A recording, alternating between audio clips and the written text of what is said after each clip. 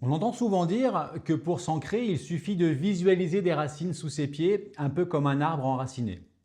Et pourtant, dans notre pratique de soins énergétiques, nous observons très souvent que ces techniques ne fonctionnent pas, mais qu'elles peuvent même aggraver les problèmes d'ancrage. Alors pourquoi cette pratique, pourtant très populaire, ne correspond-elle pas au fonctionnement réel de notre système énergétique? Dans cette vidéo, je vais vous expliquer pourquoi cette croyance très répandue peut être contre-productive pour notre ancrage bioénergétique. Dans nos formations en bioénergie, nous développons l'extrasensorialité, notamment la clairvision, ce qui permet de percevoir directement les énergies invisibles qui influencent les personnes, comme par exemple les formes pensées, les charges émotionnelles et en général toutes les perturbations énergétiques qu'on peut rencontrer. Et c'est précisément cette observation objective qui nous permet de comprendre pourquoi certaines pratiques pourtant très répandues ne produisent pas les effets attendus. Alors comment fonctionne réellement l'ancrage énergétique? Pour comprendre cela, il faut d'abord savoir comment notre système bioénergétique est naturellement conçu pour s'ancrer à la Terre. Et cet ancrage ne se fait pas en imaginant des racines, il se fait grâce à nos chakras situés sous les pieds, mais surtout au premier chakra qui lui est situé au niveau du périnée. Et ces centres énergétiques jouent un rôle fondamental.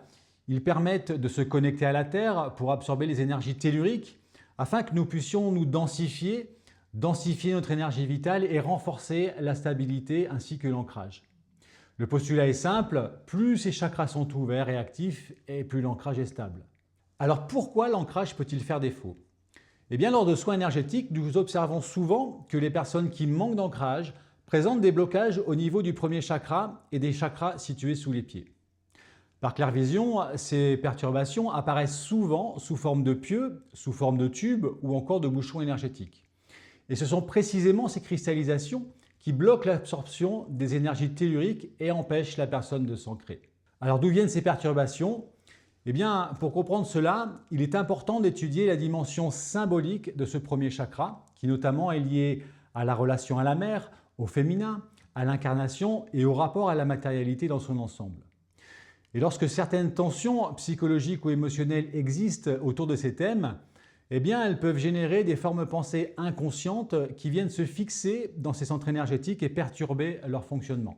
Par exemple, dans le cas d'une relation conflictuelle avec la mère, il est fréquent d'observer des structures énergétiques cristallisées au niveau du premier chakra, comme par exemple des pieux qui vont limiter la capacité naturelle d'ancrage. Alors, est-ce que visualiser des racines va régler ce problème? Évidemment, la réponse est non. Et il faut comprendre un principe fondamental, c'est que tout ce que nous visualisons intensément se crée sur le plan énergétique et il est même possible de voir ces créations grâce à la clairvision. Et lorsque quelqu'un visualise des racines sous ses pieds, il va réellement créer une structure énergétique, mais le problème c'est que ces racines artificielles ne correspondent pas au fonctionnement naturel du système énergétique humain. Et au lieu de libérer la circulation de l'énergie, elles vont davantage la bloquer et l'ancrage va devenir encore plus difficile. Alors comment restaurer un véritable ancrage énergétique chez une personne? Généralement, la solution se déroule en plusieurs étapes. La première consiste à identifier puis à retirer les formes pensées qui bloquent l'énergie afin que ces chakras puissent être libérés et remplir pleinement une fonction d'ancrage. Et c'est notamment ce travail que nous enseignons dans nos formations en bioénergie. Et la seconde étape, elle, consiste à travailler sur le plan psychologique et émotionnel. Et cela implique souvent d'explorer certaines dimensions comme la relation à la mère, la relation au féminin ou encore l'acceptation de l'incarnation dans notre monde terrestre.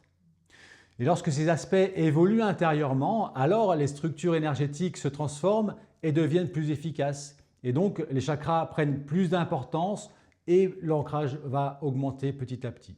Dans le domaine énergétique, une chose est essentielle, chaque conséquence a une cause et la plupart du temps, cette cause se situe d'abord dans notre psychisme avant de se manifester dans l'énergie, puis dans la réalité matérielle.